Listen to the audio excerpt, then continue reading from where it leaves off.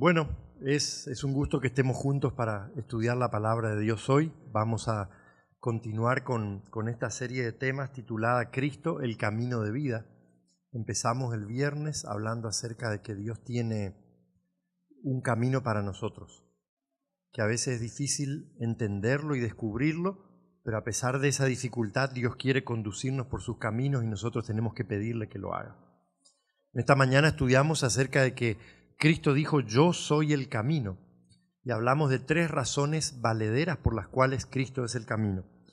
Y esta noche vamos a comenzar a estudiar una de las 7 características que hacen de Cristo el único que reúne las condiciones para ser nuestro suficiente Salvador. Vamos a estudiar acerca de la divinidad de Cristo. Pero antes de empezar este tema, vamos a abrir nuestro corazón a Dios en oración nuevamente. Padre bueno, Padre del cielo, te alabamos en esta noche por tu amor y tu misericordia para con nosotros. Gracias porque trajiste este hermoso grupo de hijos tuyos para escuchar tu palabra. Señor, te pido que los bendigas a ellos, que abra su corazón, su entendimiento para que tu palabra pueda entrar, que tu Espíritu pueda impresionar nuestros corazones y como divino Maestro pueda enseñarnos.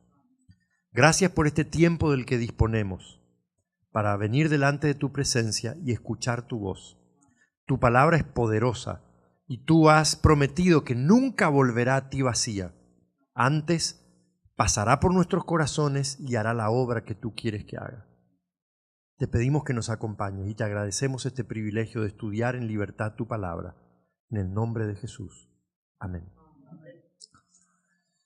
Muy bien. Cristo es Dios. Vamos a estudiar esta noche acerca de la divinidad de Cristo. Este cuadro lo vamos a ver todas las noches, porque este cuadro representa lo que queremos enseñar durante estos días. El título de esta serie es Cristo, el camino de vida, y así se llama ese puente que une el abismo que el pecado produjo, separando a Dios del hombre. Pero todo puente tiene que estar sostenido por 7 pilares o columnas, ¿verdad? Si se le sacan algunas, ese puente se vendría abajo. Así que el hecho de que Cristo sea el único que reúne las condiciones para hacer el camino de vida está sostenido sobre 7 pilares fundamentales, a saber que Cristo es Dios, pero se hizo hombre, vivió sin pecado, murió por nosotros, resucitó, intercede y volverá. Son 7. Tal vez no sea casualidad que sean 7, porque la numerología en la Biblia tiene un significado muy especial. Los números significan algo siempre. Y el número 7, ¿qué representa? A Dios, la perfección divina, es el número de Dios.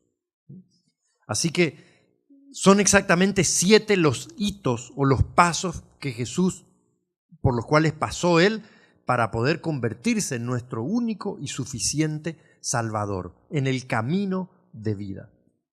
Y esta noche vamos a comenzar a estudiar acerca del primer pilar, que Cristo es Dios. Vamos a establecer, según la palabra de Dios, según la Biblia, el hecho de que Cristo no fue un personaje cualquiera. Cristo no fue un hombre más, no fue un hombre común, ni siquiera fue un sabio maestro, ni fue un profeta solamente, aunque fue todo eso también. Cristo fue mucho más que eso, como vamos a ver esta noche.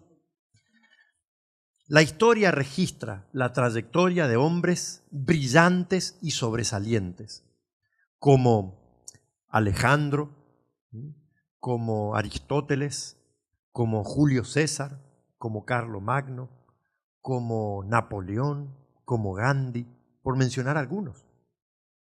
Sin embargo, la vida de ninguno de ellos iguala a la vida de Cristo Jesús. La vida de Cristo Jesús sobrepasa todas. Alguien escribió con mucha propiedad esto que quiero leerles y quiero compartir con ustedes. Miren qué interesante. Hace más de 19 siglos, un hombre nació contrariamente a las leyes de la vida. Este hombre vivió en la pobreza y creció en la oscuridad. Nunca viajó extensamente, solo una vez cruzó los límites del país donde vivía, y esto en su niñez. ¿Recuerdan dónde fue? A Egipto, cuando sus padres los llevaron huyendo de Herodes. No poseyó riquezas ni fama. Su parentela era intrascendente y sin influencia. No era ilustre. En su niñez confundió a los doctores. En su madurez dominó las leyes de la naturaleza. Caminó sobre las olas como si fuera en camino firme y tranquilizó la mar. Sanó las multitudes sin medicina y sin precio. No escribió ningún libro y sin embargo las bibliotecas de toda la tierra no podrían contener los libros que se podrían escribir acerca de él. Nunca se publicó un canto suyo. Sin embargo, dio tema a más cantos que todos los compositores juntos. Nunca fundó una escuela, pero todas las escuelas del mundo no podrían jactarse de tener más alumnos que él. Nunca practicó la medicina. Sin embargo, sanó más corazones quebrantados que todos. Aquí está desapareciendo parte de la imagen, ¿eh?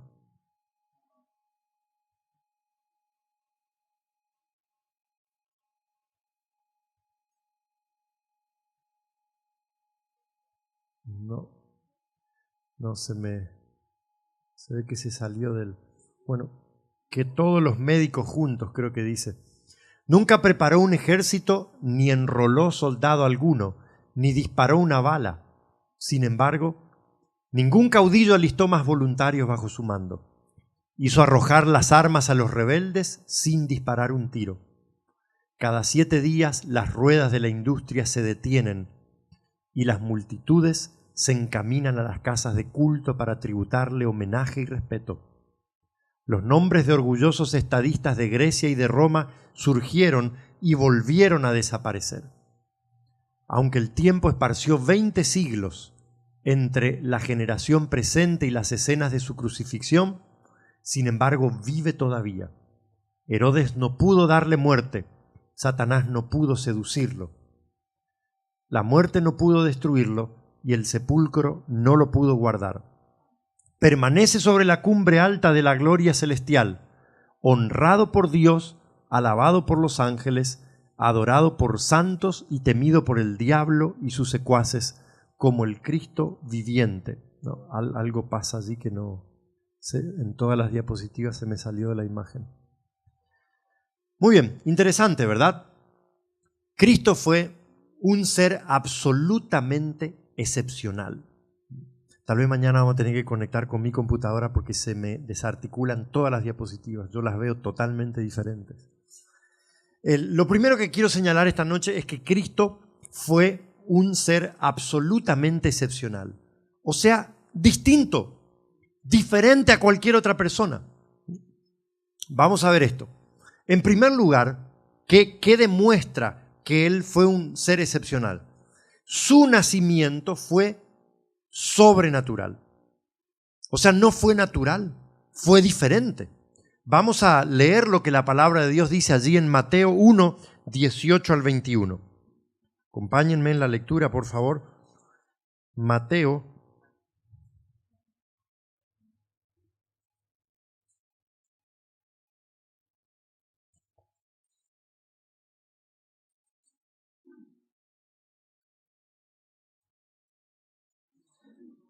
San Mateo es el primer evangelio, el capítulo 1, versículos 18 al 21.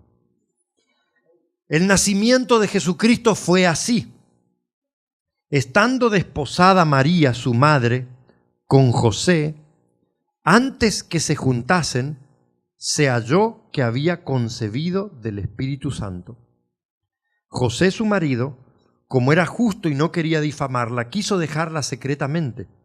Y pensando él en esto, he aquí un ángel del Señor le apareció en sueños y le dijo: José, hijo de David, no temas recibir a María tu mujer, porque lo que en ella se ha engendrado del Espíritu Santo es, y dará a luz un hijo y llamará su nombre Jesús, porque él salvará a su pueblo de sus pecados. Comienza el evangelio diciendo: el nacimiento de Jesús fue así. Se encontró que antes que María tuviera relaciones con José, estaba embarazada. Yo solo quiero que ustedes se imaginen esa situación. Nosotros no sé si nos hemos puesto a pensar alguna vez lo que habrá significado eso para esa muchachita y para ese hombre. Las muchachas en aquella época se casaban jóvenes, se considera, la Biblia no lo dice, pero se considera según la tradición, lo que se cree es que María tenía unos 15 años. Era una muchachita joven. Y le vino a José con la historia, porque el ángel Gabriel le dijo cómo iban a suceder las cosas, que ella estaba embarazada. Y lo primero que pensó José es: a otro con ese cuento. Yo no me como esa historia. Y la quiso dejar secretamente porque la amaba, la respetaba, la quiso dejar secretamente para no difamarla, para no salir a decir: esta muchacha que me viene a engañar, con algún otro se habrá acostado, me viene a decirme que tengo un hijo de ella. Y el ángel Gabriel tuvo que aparecerle también a José para decirle: mira, no cometas una torpeza porque lo que ella te dice es cierto. Lo que tiene en su vientre ha sido engendrado por el Espíritu Santo. Díganme si esto no es un nacimiento sobrenatural. Es la única vez en la historia, ni antes ni después, ni creo que se repita nunca más. Una mujer, sin que medie relación sexual con un hombre, queda embarazada por una obra sobrenatural. El Espíritu Santo, dice, la sombra del Altísimo la cubrió. Así que su nacimiento sí que fue sobrenatural. En el versículo 23, el ángel Gabriel lo llamó Emmanuel. La palabra Emmanuel, y muchos le ponen a su hijo ese nombre, es hermoso, ¿verdad? Es la transliteración del hebreo Immanuel, que significa con nosotros Dios. Así que fue sobrenatural, porque nació sin que medie relación sexual, porque la presencia y la aparición, la irrupción de ese bebé en este mundo significó la presencia de Dios con nosotros. Dios descendió y estuvo con nosotros a través de su Hijo Jesucristo. Y ante María, ese ángel, el ángel Gabriel, el más excelso de todos, lo identificó como el santo ser, o sea, alguien especialmente santo. No podemos leer todos los versículos, hay muchos aquí, porque yo quiero comprobar con la Biblia, pero quiero que ustedes lo anoten si les interesa y los lean todos. Pasaríamos mucho tiempo si nos pusiéramos a buscar y a leer todos los versículos. Pero yo quiero que ustedes se vayan convencidos en esta noche de que Cristo no fue un personaje cualquiera. Ni siquiera fue el más bueno de todos los hombres, ni fue un hombre sabio, ni fue un profeta, sino que fue mucho más que eso. En segundo lugar, en primer lugar dijimos que su nacimiento fue sobrenatural. En segundo lugar, ¿cuál es otra razón importante por la cual creemos que Cristo es Dios? Porque Él fue homenajeado durante su vida, su ministerio, como un ser digno de adoración. Esto es importante. Noten ustedes que en algunas ocasiones en la Biblia ni los ángeles de Dios aceptaron adoración. Cuando el mensajero, el escritor bíblico, el profeta, quedó impresionado por la presencia del ángel, quiso echarse a sus pies para adorarlo, porque los ángeles están circuidos por la gloria de Dios también. Y los ángeles no se lo permitieron. No dicen: no hagas eso, levántate, porque yo soy consiervo tuyo. Adora a Dios. Los ángeles no aceptan adoración, por más que son seres celestiales y son mucho más excelsos que nosotros. Y no pecaron. Son seres celestiales. Viven en el cielo con Dios. Sin embargo, no aceptan adoración. Pero a Cristo se le tributó adoración y Él siempre la aceptó. Lo que quiere decir que Él era Dios. O si no, estaba cometiendo un acto demencial. ¿Qué piensan ustedes de esas personas que surgen por ahí de vez en cuando y dicen: yo soy Jesucristo, yo soy el Dios que descendió a la tierra? Que son delirantes, ¿verdad? Enfermos mentales. Entonces, el planteo es, y este es un argumento fuerte que los apologetas, como se llaman los defensores de la fe, han usado siempre a lo largo de la historia para decir: Cristo era Dios. Porque hay dos posibilidades. O Él era lo que dijo ser, y por eso se le ocurrió aceptar adoración sin ningún problema, o fue el impostor más grande de la historia. pero nosotros no creemos que sea así. Cristo aceptó adoración. Miren, los ángeles lo adoraron, así que Él es superior a los ángeles. Los sabios de Oriente lo adoraron de rodillas cuando vinieron al pesebre, guiados por la estrella. Después, los discípulos, después de verlo andar sobre el mar, lo adoraron. Y esta fue la primera vez que ellos lo hicieron. Lo confesaron como hijo de Dios y Jesús aceptó su adoración. Seguimos, miren. El ciego de nacimiento adoró a Cristo cuando lo reconoció. Aún Tomás confesó finalmente a Cristo como Señor y Dios. Y miren la expresión en el caso de Tomás. Él dijo, Señor mío y Dios mío.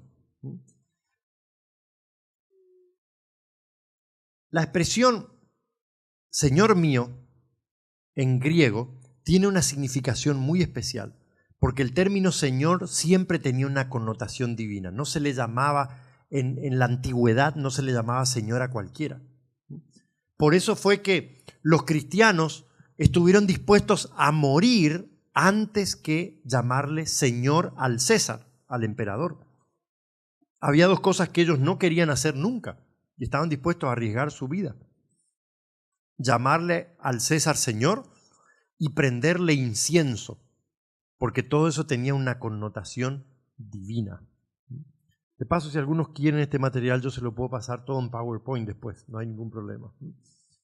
Y en la otra expresión, Dios mío, lógicamente, está implícita la idea de divinidad. O sea, Tomás estaba reconociendo que Cristo era Dios. Le llamó Señor y le llamó Dios. Y ambas cosas tenían una carga de connotación divina, porque Señor era divino y Dios es divino. Las mujeres que fueron al sepulcro vacío adoraron a Cristo resucitado.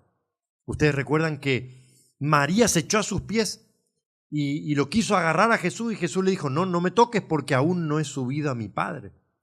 Así que las mujeres adoraron a Jesús cuando se encontraron con Él la mañana de la resurrección. Cuando Jesús se reunió por última vez con sus discípulos, ellos también le tributaron adoración. Y Pablo dice que toda rodilla debería doblarse ante Jesús y toda lengua debería confesarlo como Señor. En el tema de mañana, especialmente, vamos a ver cómo es que Cristo siguió un camino descendente, porque al ser Dios se hizo hombre y bajó hasta las mayores profundidades.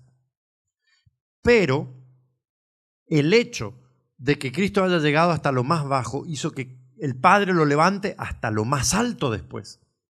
Dice que le exaltó hasta lo sumo. Y ahora en el nombre de Jesús, toda rodilla se dobla y toda lengua confiesa que Jesucristo es Señor para gloria de Dios Padre. Así que Pablo también señala que Él sería un ser exaltado y adorado por todos. Muy bien, hemos visto entonces que Cristo fue un personaje excepcional y hemos visto que su nacimiento fue sobrenatural, hemos visto que Él recibió adoración y todo eso nos da la garantía de que Él fue un ser divino, no fue un hombre común. Pero saben que esa idea que es bíblica no estuvo siempre establecida de esa manera, porque a lo largo de la historia, a lo largo de los siglos, hubo interpretaciones diferentes. No todos creyeron siempre, no todos aceptaron así esa gran verdad de que Cristo era Dios.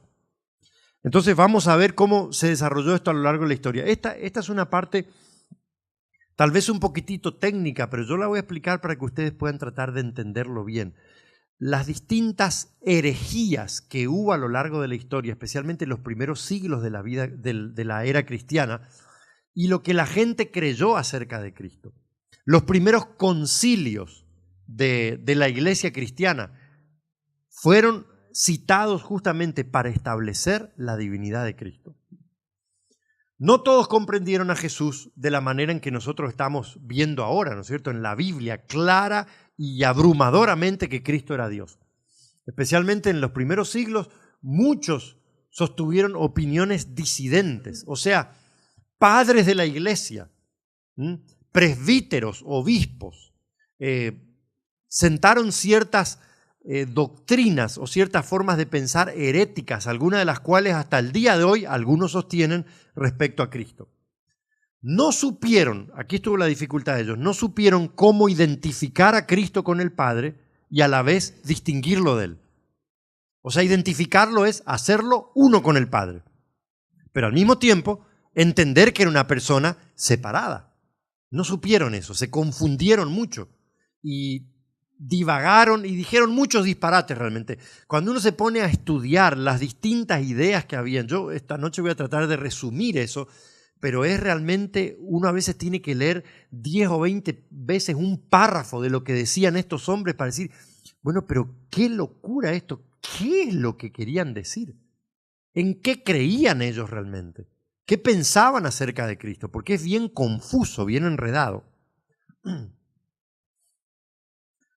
Muy bien, el primer grupo podría resumirse, aquí hay muchas distintas manifestaciones con distintos matices, pero el primer grupo podría denominarse como los modalistas.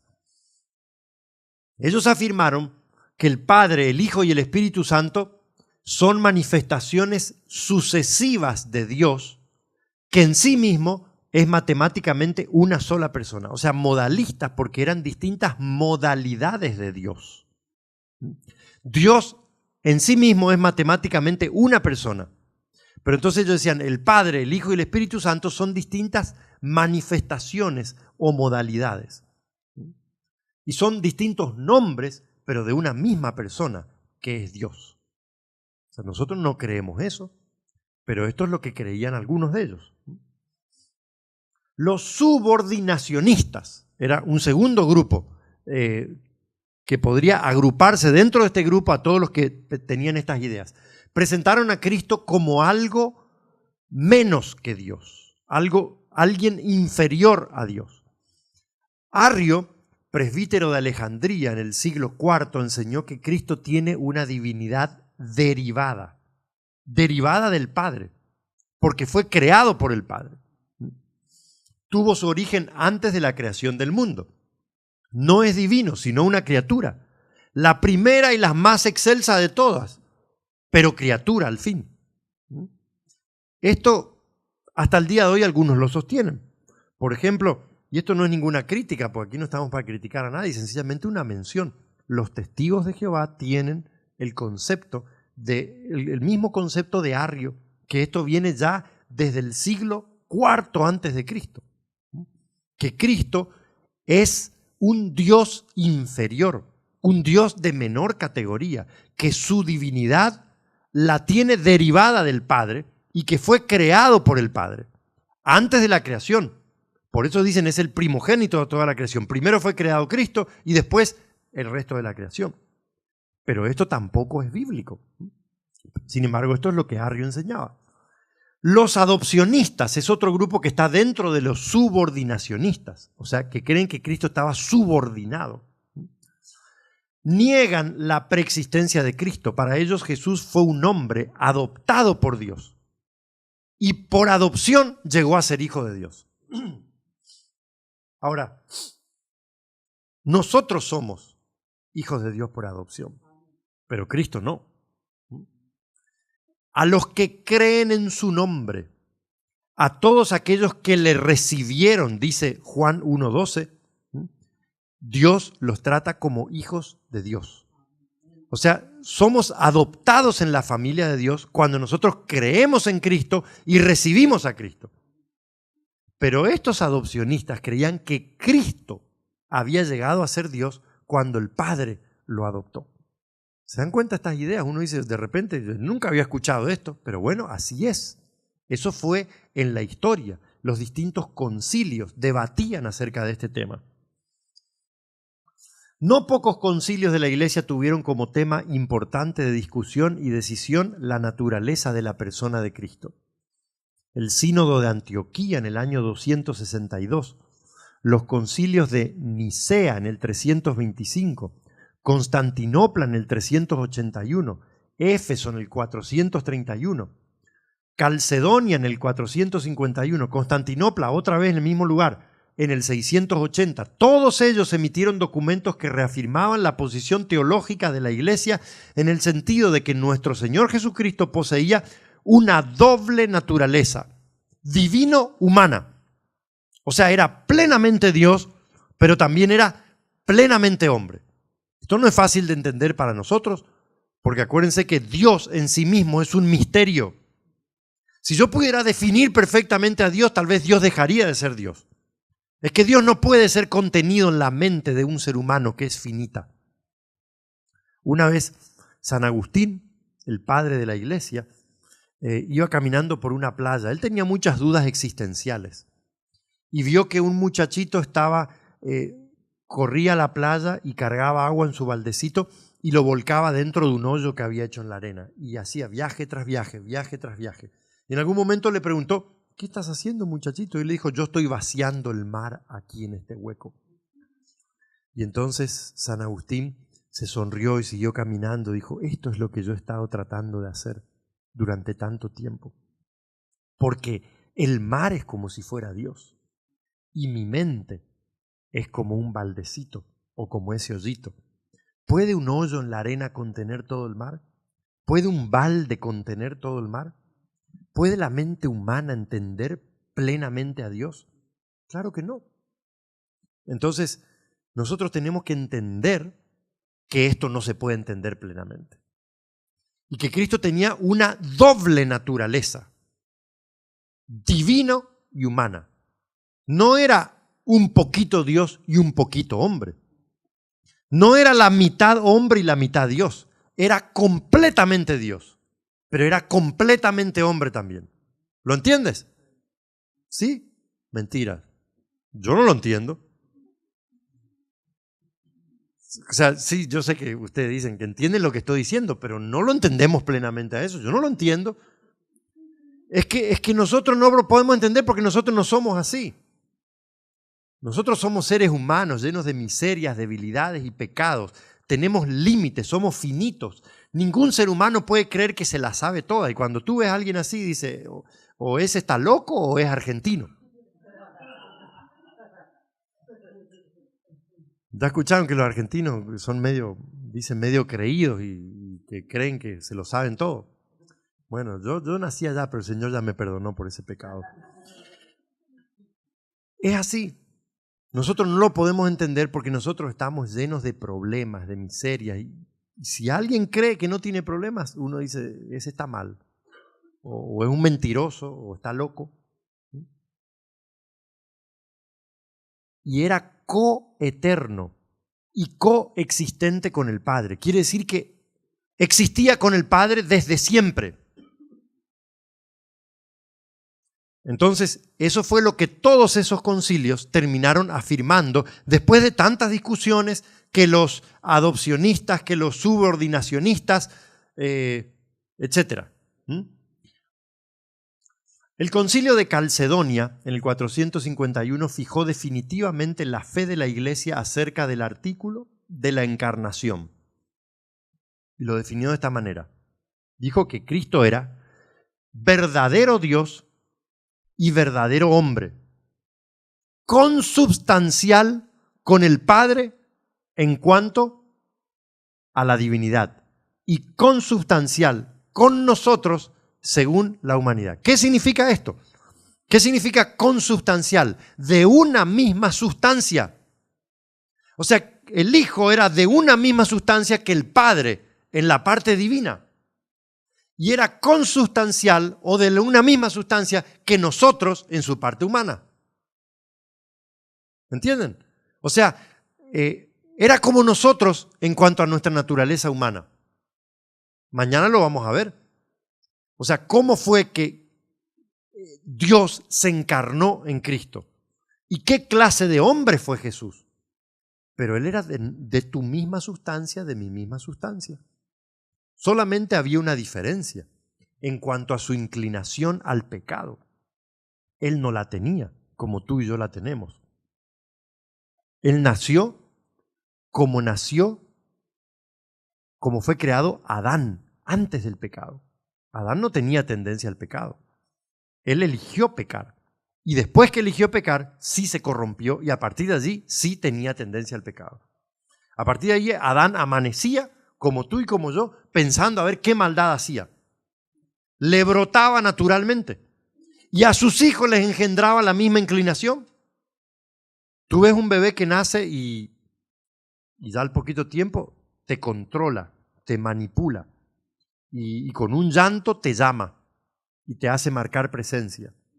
Y si lo deja un ratito solo empieza a chillar y cuando ya lo tienes en brazos ya deja de chillar. Es el egoísmo natural con el que nace. Y apenas aprenden a hablar, una de las primeras palabras que aprenden es mío y yo. Y mío y te manotean y te lo sacan. O sea, son inherentemente malos los niños, porque así nacen. Imagínense después cuando practicamos qué bien nos sale.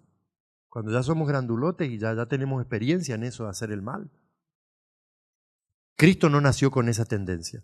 Cristo nació igual que Adán antes de pecar, sin tendencia al mal. Pero mañana vamos a hablar un poco más de eso, no me saquen el tema ahora. Entonces, sí entienden que Él era verdadero hombre y verdadero Dios. Consustancial con el Padre o de una misma sustancia que el Padre en cuanto a lo divino. Y consustancial con la humanidad o de una misma sustancia que el hombre en cuanto a su parte humana. Eso estableció claramente el Concilio de Calcedonia. Y esas son grandes verdades que después de tanto estudio se afirmaron. Y nosotros estamos de acuerdo en eso, porque eso es lo que la Biblia enseña.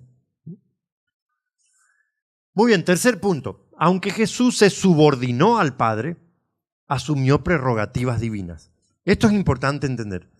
Jesús se subordinó al Padre como hombre en la función que Él asumió al venir aquí a la tierra para salvarnos. Él no dejó de ser Dios, siguió siempre siendo Dios excelso. Pero al hacerse hombre y venir a ser uno de nosotros, eligió subordinarse. Por eso ya la misma expresión padre-hijo habla de subordinación, ¿verdad? ¿Quién manda la casa? Bueno, algunas casas mandan los hijos, lamentablemente, pero el padre es el padre y el hijo es el hijo. El hijo tiene que obedecer y respetar la autoridad del padre, aunque por lo menos mientras esté en la casa.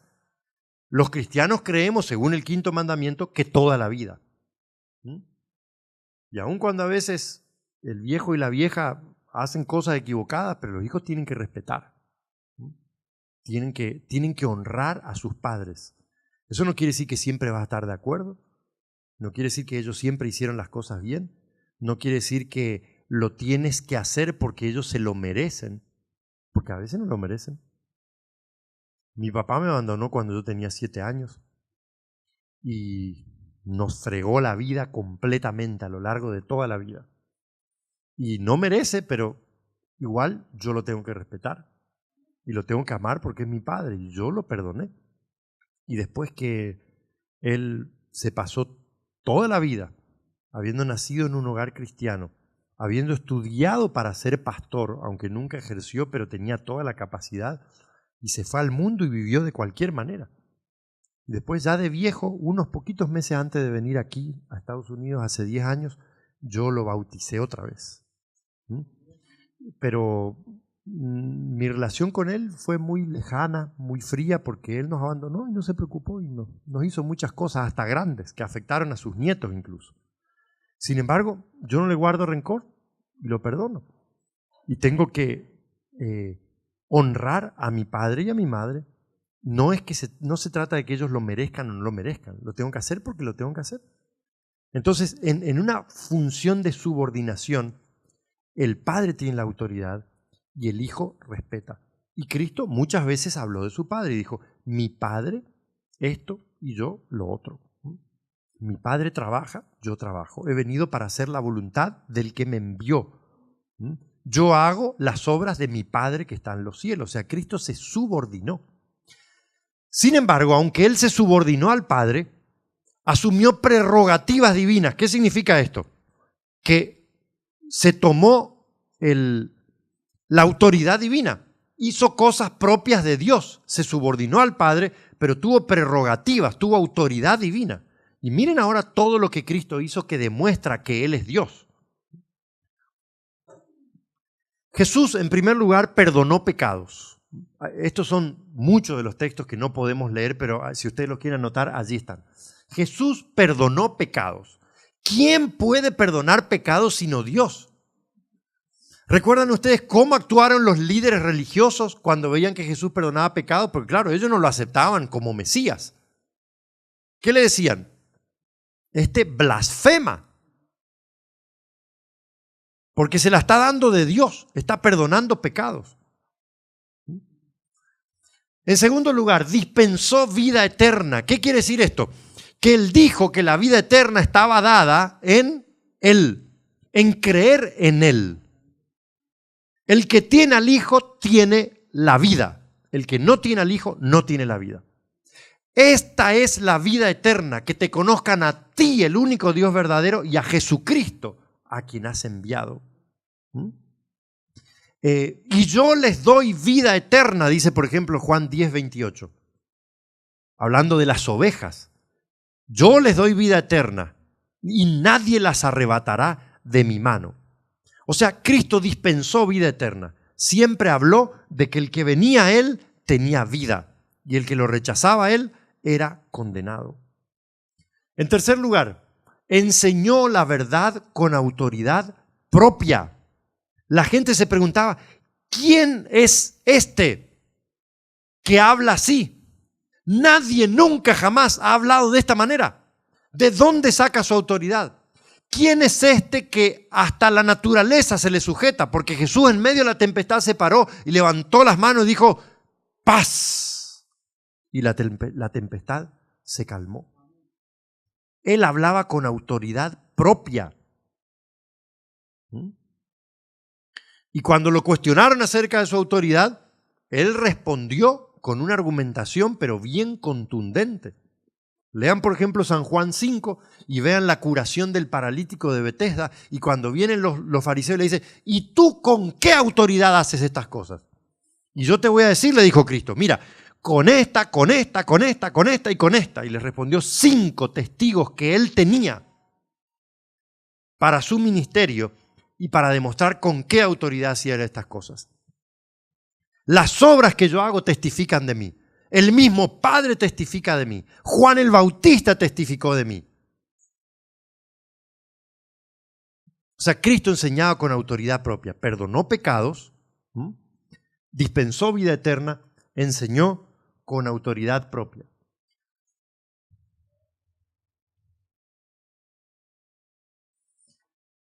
Otra cosa, se presentó como el criterio del juicio. O sea, los hombres se salvan o se pierden de acuerdo con su actitud hacia Cristo. Si lo aceptan, se salvan. Si lo rechazan, se pierden. Cristo dijo que había venido al mundo y el que lo rechazaba ya había sido condenado. Así que esto también es tremendo. ¿Cómo puede alguien hablar así si no fuera Dios? Su enseñanza fue en gran medida autocéntrica. ¿Qué quiere decir esto? Basada en sí mismo. Por ejemplo, usó con frecuencia el pronombre personal yo. Solo en San Juan él utilizó 8 veces esa frase verbal, ego eimi, yo soy. Yo soy. Esta mañana estudiamos una de ellas. Yo soy el camino. Yo soy la verdad. Yo soy la vida. Yo soy la resurrección y la vida. Yo soy la vid, vosotros los pámpanos. Yo soy el buen pastor. Yo soy la puerta. Yo soy el alfa y la omega. Yo soy el primero y el último, el principio y el fin. Yo soy, yo soy, yo soy. Quiere decir que su enseñanza era autocéntrica, estaba basada en él mismo. ¿Cómo te sientes tú cuando estás hablando con una persona que todo el tiempo habla de ella? Y de él, y de él, y de él nomás. Yo. Y cuando tú quieres hablar algo de ti, enseguida te corta y sigue hablando de él. Es pesado, ¿no es cierto? Sin embargo, Cristo podía hacerlo porque Él era Dios. Y toda su enseñanza estaba basada en su persona. se presentó como el objeto supremo de fe y amor. Así que todo nuestro amor tiene que ser para Cristo. Nuestra fe tiene que estar puesta en Cristo. Eso es lo que quiere decir. Entonces, como dije al principio, o Cristo era todo lo que dijo ser, o fue el impostor más grande de la historia. No nos queda otra. Creemos una cosa o creemos otra. Por supuesto, en armonía con la evidencia bíblica, nosotros creemos que Cristo es Dios, eterno y coexistente con el Padre y el Espíritu Santo. Entonces, estos textos sí son demasiado importantes, por eso quiero que los leamos. Todos estos textos señalan que Cristo es Dios. Lo dicen en forma absoluta e inconfundible. Vamos a leerlos rápidamente. Juan 1:1. Juan 1:1. Y necesito hacerle una explicación de un detalle un poco técnico, un poco teológico acerca de este versículo, pero es bien interesante. Dice, en el principio era el Verbo, y el Verbo era con Dios, y el Verbo era Dios. Los que tienen una tendencia arriana, o sea, que creen que Cristo estaba subordinado al Padre y que fue creado por el Padre y que tenía su divinidad derivada del Padre, que había sido creado por el Padre antes de la creación, para mantener lo que creen, cometen un gran error que es retocar la Biblia. Yo tengo que adaptar lo que yo creo a lo que dice la Biblia y no adaptar la Biblia a lo que yo creo. Porque lo segundo es algo grave. Quiere decir que yo pienso que esto es así, no me muevo de allí, estoy encaprichado con eso, así que voy a buscarle la vuelta a la Biblia, la voy a torcer para que diga lo que yo creo. ¿Entienden? Y eso es lo que algunos hacen.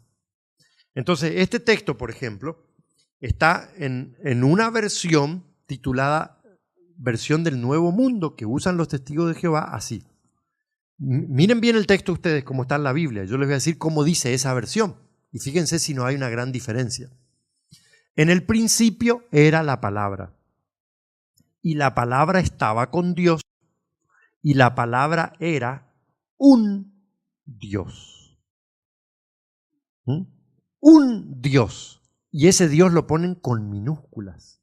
O sea, era un Dios, entre otros.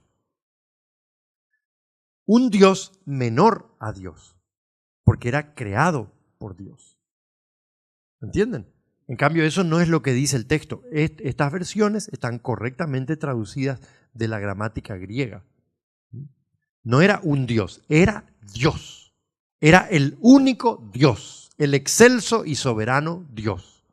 El verbo o la palabra es Cristo, que era en el principio, que estaba con Dios y que era Dios.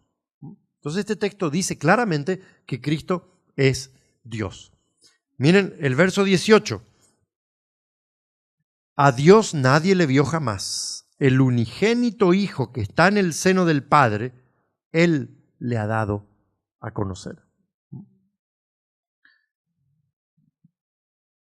8:58, Juan 8:58.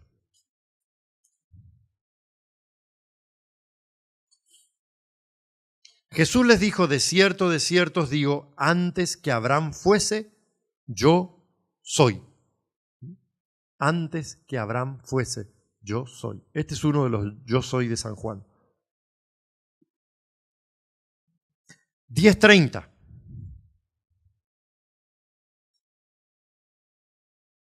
Yo y el Padre, uno somos. Romanos 9:5.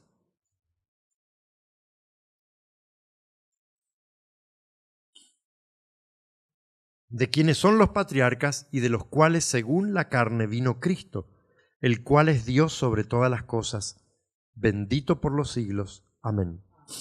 Este es otro pasaje que tuercen aquellos que quieren negar la divinidad de Cristo. Sencillamente lo hacen cambiando el lugar de la coma. Miren, cuando ustedes leen, así como está correctamente traducido, dice, vino Cristo, el cual es Dios sobre todas las cosas, es una frase aclaratoria Cristo, que es Dios sobre todas las cosas, bendito por los siglos. Amén.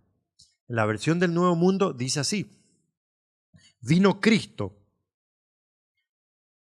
el cual es Dios sobre todas las cosas. No, Cristo, perdón, punto. Dios, el cual es sobre todas las cosas, sea bendito por los siglos. Amén. ¿Pueden ver la diferencia? Si yo le pongo un punto allí, de los cuales, de los patriarcas vino Cristo, y ahora una nueva oración empieza a hablar de otra cosa. Dios, el cual está por encima de todas las cosas, sea bendito por los siglos. Amén. ¿Ven la diferencia? En cambio, esa coma, que es una frase aclaratoria, dice que Cristo es quien es Dios sobre todas las cosas y quien es bendito por todos los siglos. Amén. Muy bien. Colosenses 2, 8 al 10. Colosenses 2, 8 al 10. Mirad que nadie os engañe por medio de filosofías y huecas sutilezas según las tradiciones de los hombres, conforme a los rudimentos del mundo y no según Cristo. Porque en Él, ¿de quién está hablando? De Cristo. En Él habita corporalmente toda la plenitud de la deidad. ¿Qué quiere decir esto? Cristo es completamente Dios. Y vosotros estáis completos en Él, en Cristo, que es la cabeza de todo principado y potestad. Tito 2:13. Aguardando la esperanza bienaventurada y la manifestación gloriosa de nuestro gran Dios y Salvador Jesucristo. O sea que Cristo es nuestro Dios y Salvador. Y nosotros estamos aguardando la bienaventurada esperanza, o sea, su venida. Hebreos 1, versículos 2, 3, 6 y 8.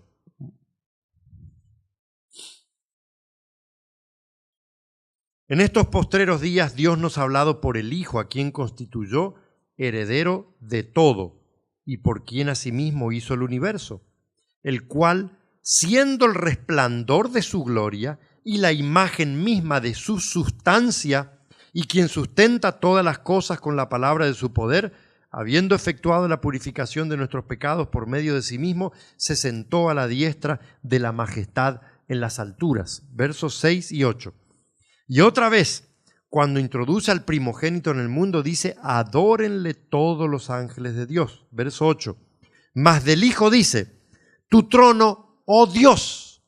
Hablando del Hijo, dice: oh Dios, le llama. Por el siglo del siglo, cetro de equidad es el cetro de tu reino. Y entonces el último texto, 1 Juan 5:20.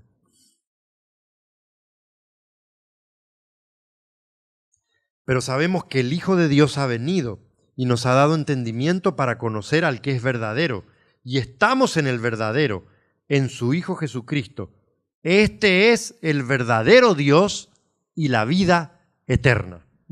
¿Está bien claro? Entonces, todos esos versículos establecen claramente, indudablemente, la divinidad de Cristo. Y entonces, el último punto que vamos a analizar en esta noche: ¿qué significa la divinidad de Cristo para ti y para mí? Esta es la parte práctica. Después de ver todo esto que es bien bíblico, bien profundo, bien teológico, de repente un poco técnico, pero espero que lo hayas entendido. ¿Alguien no entendió algo de lo que dijimos? Yo puedo repetir, si no entendieron alguna idea, volvemos atrás y repito, pero quiero que les quede bien claro. ¿Qué significa la sonrisa? ¿Que no entendieron nada o que entendieron todo?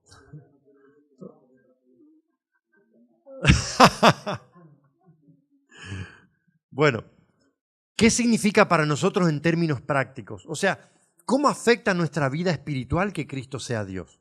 ¿O te da lo mismo?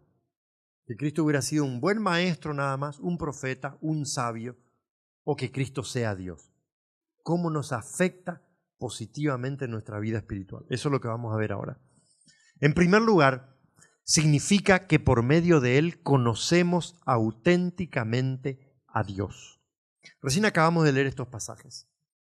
Dios dice, habiendo hablado muchas veces y de muchas maneras. Me encanta esta idea. Dios siempre se ha estado revelando. Nunca en la historia paró de hablar, paró de revelarse, paró de manifestarse. Dios siempre ha hablado. Y de muchas maneras. Dios es un Dios de colores, un Dios de variedad. Lo hace de una manera, de otra, de otra, de otra. Es impresionante cómo Dios se revela. Siempre y de muchas formas diferentes. En estos postreros días, dice Pablo, nos ha hablado por el Hijo. ¿Cuáles son los postreros días de los cuales habla Pablo allí? ¿Cuándo comienzan los postreros días? Bueno, nosotros estamos viviendo el fin del tiempo del fin. Pero los días postreros, según Pablo, comenzaron cuando Cristo vino por primera vez. O sea, la irrupción de Cristo en la historia, partiéndola por el medio, ya hizo que comience el tiempo del fin. Eso fue hace 2000 años. Nosotros estamos viviendo en la colita última, en el fin del tiempo del fin. Pero el tiempo del fin comenzó cuando Cristo vino. Por eso Pablo dice, en estos postreros tiempos se nos ha manifestado por medio del Hijo, a quien constituyó heredero de todo. Así que lo primero que significa para nosotros que Cristo es Dios es que por medio de Él nosotros podemos conocer auténticamente a Dios. Policarpo fue uno de los mártires de la era cristiana, uno de los primeros. Ustedes pueden, hoy en día es muy fácil ver algunas cosas de historia. Tú pones en Google el martirio de Policarpo, por ejemplo, ahí te cuenta la historia, bien interesante. Era un hombre viejito, él fue contemporáneo del apóstol Juan. Entonces Policarpo, ya atado al poste antes de ser quemado, dijo, miren, Señor Dios Todopoderoso, Padre de Jesucristo, tu Hijo amado y bendito, que nos ha enseñado a conocerte. O sea, conocemos a Dios por medio de Cristo. Cristo vino a este mundo como expresión del mismo corazón, la mente, la naturaleza y el carácter de Dios. Por eso Felipe dijo, cuando Cristo habló con Felipe, le dijo, Felipe, ¿cómo tú dices muéstranos al Padre? El que me ha visto a mí, ha visto al Padre. En los escritos de Juan, Cristo es el verbo de Dios, la palabra de Dios. En nuestras Biblias, esto lo acabamos de leer en Juan 1, es una transcripción directa del latín verbum, palabra, y en griego es logos. Así que Cristo es el verbo de Dios, la palabra de Dios, Dios encarnado. Y yo puedo entender mejor a Dios, a quien no he visto, por medio de Cristo, a quien sí conocemos. Porque Él se hizo carne y los evangelios cuentan su historia, la historia de su vida. Según los evangelios, conocer a Cristo es conocer a Dios. Y miren, ustedes pueden anotar esos textos y leerlos después. Miren qué interesante esto. En los evangelios se enseña que conocer a Cristo es conocer a Dios. Ver a Cristo es ver a Dios. Creer en Cristo es creer en Dios. Y recibir a Cristo es recibir a Dios. Esto es tremendo. Por eso decimos que la primera implicancia, la primera afectación positiva que tiene para nosotros creer que Cristo es Dios es que por medio de Él conocemos auténticamente a Dios. Porque todo lo que Él es, todo lo que Dios es Él. Y todo lo que es Él es Dios. En segundo lugar, significa que Cristo tiene autoridad para salvarnos. Porque Él no fue un hombre común. No fue cualquiera que haya venido, cualquier otro ser humano que diga, yo vine a salvarte. No. Él tiene autoridad para salvarnos. Porque es nuestro creador. Porque es Dios. Su divinidad le da acceso a Dios. O sea, porque Él es Dios, puede entrar a la presencia de Dios y tiene acceso libre porque Él es Dios. Una criatura no puede hacer expiación por otra criatura. El asunto es entre el transgresor de la ley y el dador de la ley. Y Cristo está en el medio, porque Dios fue el dador de la ley y tú y yo somos los transgresores de la ley. Y Cristo se puso en el medio para resolver el problema que generó la transgresión de la ley, como vamos a ir viendo en las noches subsiguientes. Y en tercer lugar, significa que Él merece nuestra entrega, devoción, obediencia y adoración. Esas son las tres implicancias para nosotros de que Cristo sea Dios. Eso es lo que significa para nosotros que Cristo sea Dios. Él merece nuestra entrega, nuestra devoción, nuestra obediencia y adoración, solamente porque es Dios. Si fuera cualquier hombre, no. Porque tú no haces eso con cualquier hombre. Por mucho que lo respetes y por mucha autoridad que tenga, no haces eso. Ni siquiera los ángeles merecen todo eso. Y entonces quiero, en base a este último punto, mencionar rápidamente 4 cositas que tienen que ver especialmente con nuestra actitud en la religión. Por eso es muy importante entender esto. Nuestros servicios religiosos deberían ser más cristocéntricos que antropocéntricos. Cristocéntrico quiere decir centrado en Cristo. Antropocéntrico, centrado en el hombre. Antropo en griego es hombre. Y teo es Dios. Entonces, centrado en el hombre o centrado en Dios o centrado en Cristo. ¿Nuestros servicios religiosos en quién deberían estar centrados? En Cristo. O en nuestra necesidad.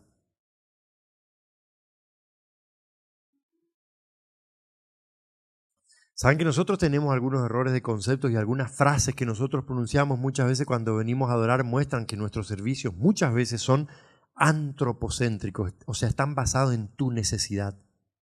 Cuando tú dices que, qué bueno hermanos que estamos aquí porque venimos a recargar nuestras baterías. ¿A qué vienes tú? ¿A adorar a Dios o a recargar tus baterías? Qué bueno porque estamos un poco agüitados, estamos un poco tristes y venimos aquí y nos alegramos. ¿Qué es eso? Antropocéntrico también, centrado en el hombre. Y cuidado, no es que esté mal eso. Cuando tú vienes aquí, sí se te recargan las baterías espirituales, es cierto. Pero tú no vienes fundamentalmente para esto. Vienes para adorar a Dios. No para satisfacer tu necesidad, sino para satisfacer las demandas divinas. Porque Cristo es Dios, merece ser adorado. Y no importa si tú estás triste o estás contento, tú tienes que adorarlo igual. Y no importa si esta semana trabajaste o no trabajaste, tienes que adorarlo igual. Porque, como dice el americano, it's not about you, it's about Jesus. No se trata de ti, se trata de Jesús.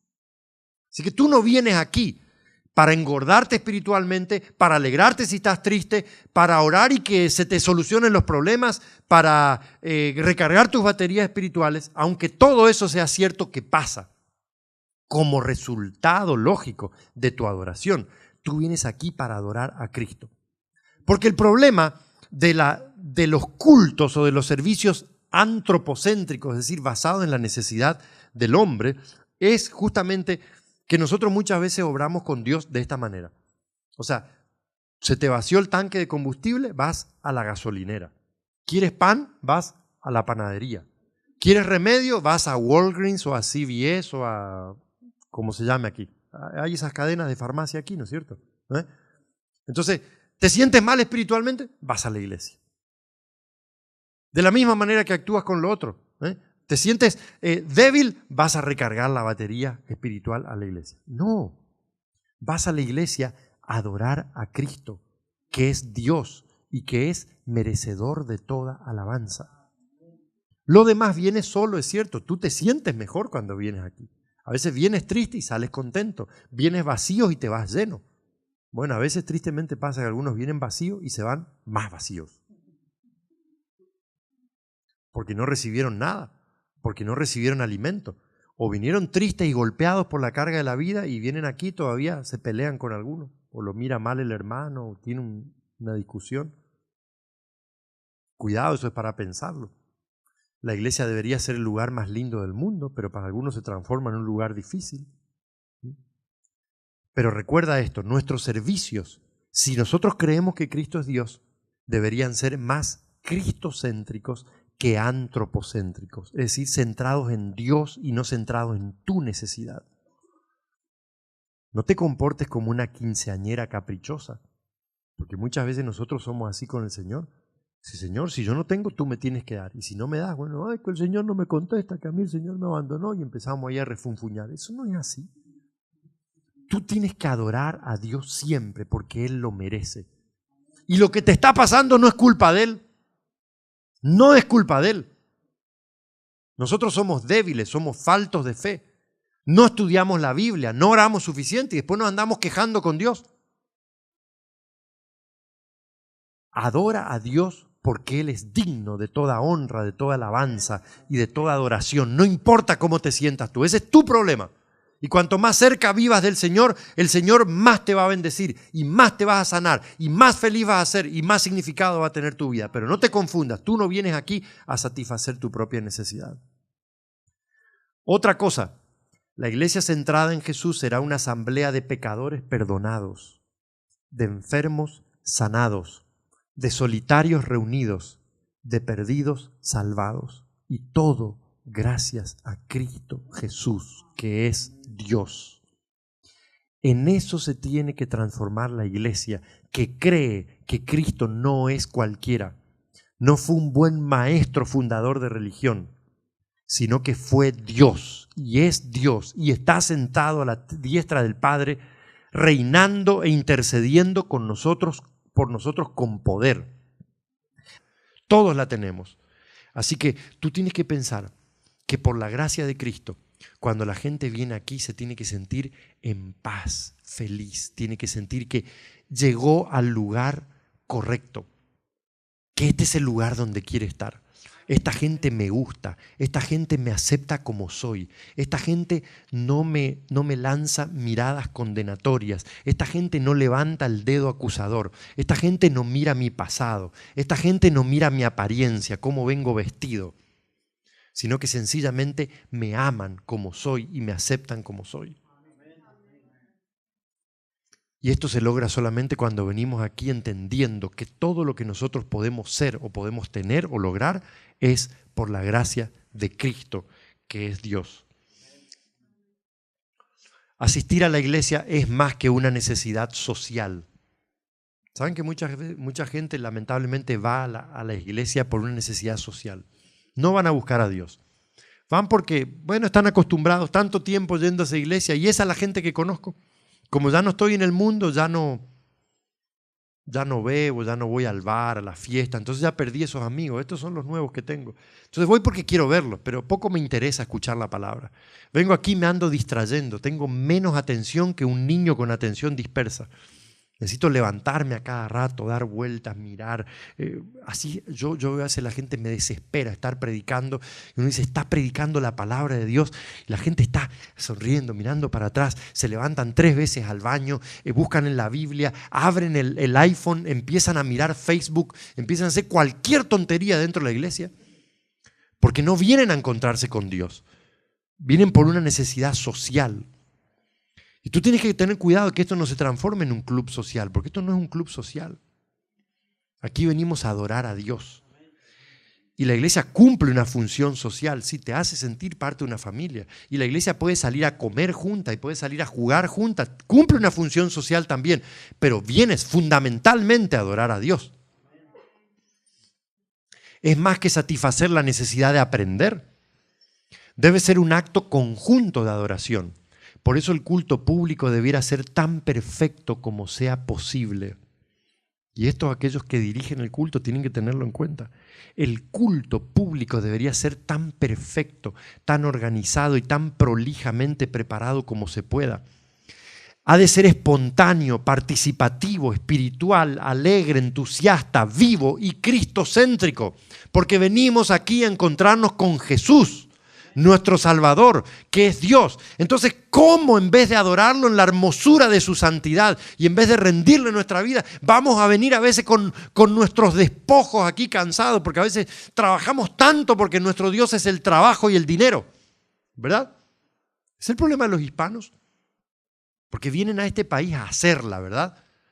Y entonces tratan de hacerla y listo. Después si queda tiempo por ahí, para Dios. Entonces algunos vienen con sus despojos y se duermen aquí en el culto. Es una tortura venir a la iglesia.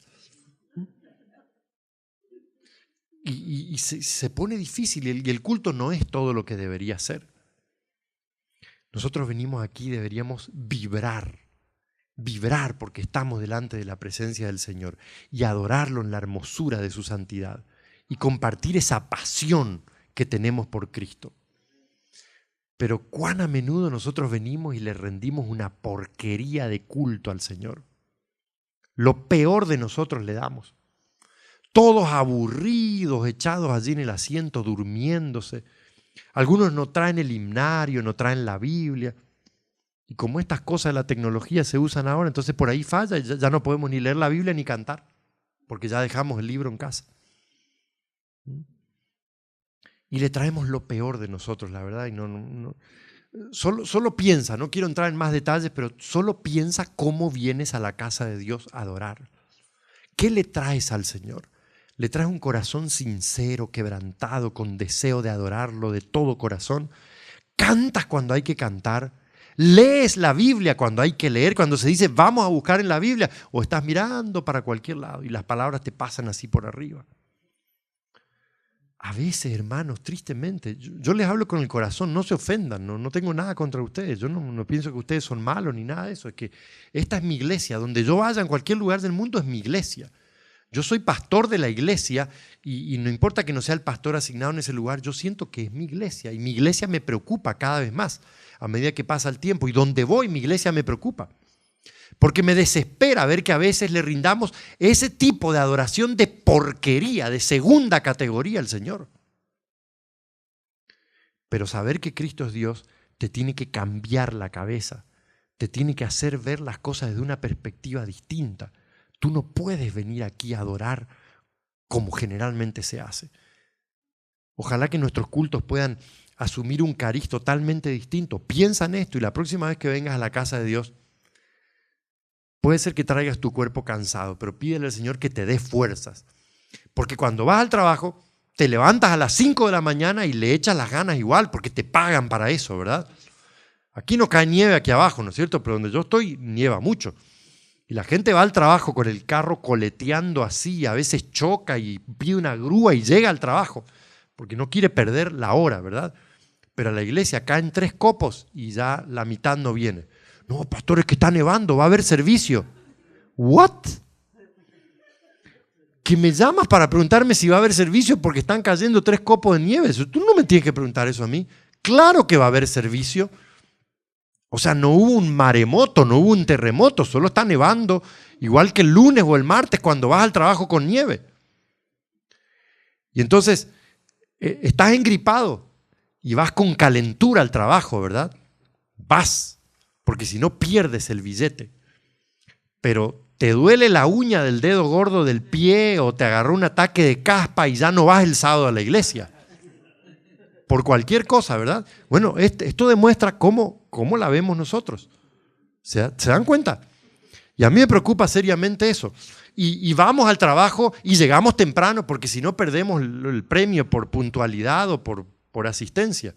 Pero a la iglesia faltamos por cualquier cosa. Faltamos, no importa, encontramos cualquier excusa para no venir al templo. Y esto es el llamado de Dios. Nuestra iglesia no toca campanas para la misa, pero cada vez que hay culto, tú ya sabes la hora, no tienen que llamarte para decir, hermano, ¿qué pasó? Estamos aquí, ¿ya va a llegar? Las campanas suenan y el Señor te está llamando y tú tienes que ir a un servicio de adoración, pero no, cualquier excusa para no ir. Si Cristo es Dios, hermano, despiértate, despiértate, porque si Cristo es Dios, tu adoración tiene que cambiar completamente. Pero antes que nuestra adoración pública sea efectiva, hemos de aprender, como Tomás, a reconocer a Cristo y pararnos frente a su augusta y divina presencia y decir, Señor mío y Dios mío, como Tomás que no creía, que el Señor le dijo, hey, ¿qué te pasa? Mete aquí, mete, soy yo. Y cuando él se dio cuenta de su incredulidad, se echó a los pies de Cristo y dijo, Señor mío y Dios mío. Antes que nuestra adoración pública pueda tener sentido, cada uno necesita encontrarse en la intimidad de su corazón con el Señor todos los días y decir, Señor mío y Dios mío, gracias por despertarme con vida hoy. ¿Qué quieres que haga? Algunos se quejan de cómo es la iglesia, y la iglesia es como eres tú.